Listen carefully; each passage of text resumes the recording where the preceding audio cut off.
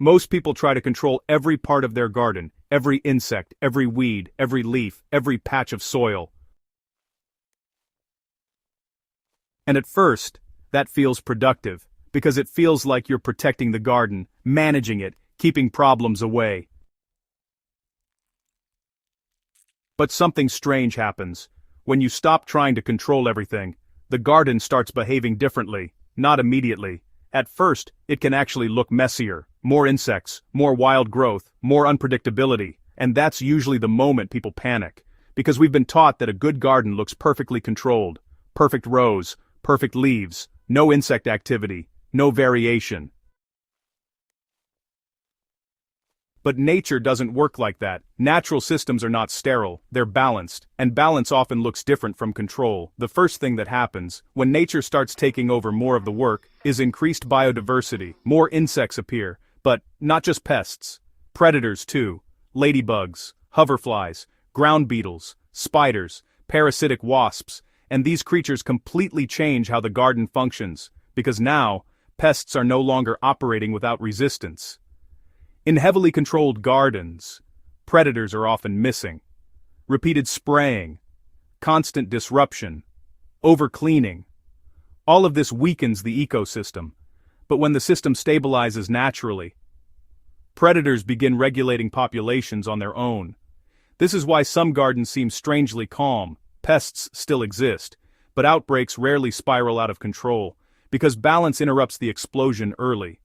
Another thing that changes quickly is the soil. This one surprises people most, because when natural systems strengthen, soil starts improving without constant intervention. Organic matter builds gradually, microbial activity increases, worm populations return, and healthier soil changes everything above it. Water retention improves, roots grow deeper, plants become more resilient, and stronger plants attract fewer serious problems. This is why natural systems often feel more stable over time, not because they're perfect, but because the foundation underneath keeps strengthening. Another major shift is reduced plant stress. Most people don't realize how much stress constant interference creates. Repeated digging, constant spraying, frequent environmental changes. Plants respond to instability too, and unstable environments create weaker systems overall. When conditions stabilize naturally, plants often grow differently, more balanced, less forced, and recovery after stress becomes easier. Now here's something most people misunderstand completely.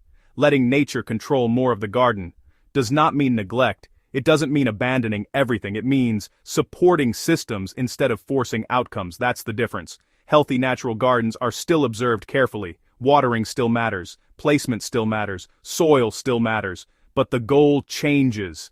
Instead of trying to eliminate every problem, you reduce the conditions that allow problems to escalate. That creates a completely different environment.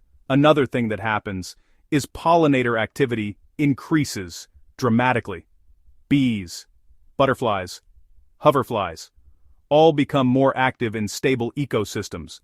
Because flowering plants remain available, chemical pressure decreases, habitat improves, and once pollinator populations increase, fruit production often improves too. This surprises many people, because they assume wilder systems produce weaker results, but often, the opposite happens, especially long-term. Another hidden effect is moisture stability, natural ground cover, mulching, healthy soil structure, all reduce moisture extremes, and stable moisture reduces stress on plants constantly. This is one reason natural systems often perform better during difficult weather, because resilient environments recover faster. Now let's talk about weeds, because this is where people become uncomfortable. In natural systems, some weeds remain, not everywhere, but selectively. And this matters more than people realize. Certain weeds protect exposed soil, some improve nutrient cycling, others attract pollinators and beneficial insects. This doesn't mean every weed is helpful, but complete elimination often weakens biodiversity significantly. Nature uses layers, different plant heights, different root systems, different flowering times, and those layers create resilience. Another major change is reduced dependence. This is one of the biggest shifts people notice over time. Less spraying, less constant correction, less reacting to every small issue, because once systems stabilize, the garden begins regulating itself more effectively, not perfectly, but consistently, and consistency matters more than perfection. Now here's something fascinating. Natural gardens often become more productive over time, not necessarily immediately. The first season can feel transitional, sometimes messy, sometimes unpredictable, but as soil improves, predator populations strengthen, and biodiversity increases, the entire system becomes stronger. This is why older natural gardens often feel easier to maintain. The ecosystem matured, and mature systems support themselves far better than unstable ones. Another thing people notice is stronger seasonal recovery. After storms, heat waves, heavy rain, natural systems usually bounce back faster. Because resilience was built into the structure already, diverse systems absorb stress better, monocultures struggle more. This is true in nature everywhere. Forests, grasslands, wetlands. Diversity creates stability. Gardens are no different. Another major shift now is how people relate to the garden emotionally. This one matters more than people expect. Gardening stops feeling like constant conflict, less panic, less frustration, less pressure to fix everything immediately. Observation replaces reaction. Patterns become easier to notice, and over time, the garden starts teaching you how it functions. That's when gardening changes completely, because now, you're working with the environment, not constantly fighting against it. Now this doesn't mean natural systems solve every problem instantly. That's unrealistic. There will still be difficult seasons, pests still appear, weather still causes damage. But balanced systems recover more effectively. That's the key difference. Recovery, not perfection. And this is why natural gardens often feel calmer long-term. The ecosystem absorbs pressure instead of collapsing under it.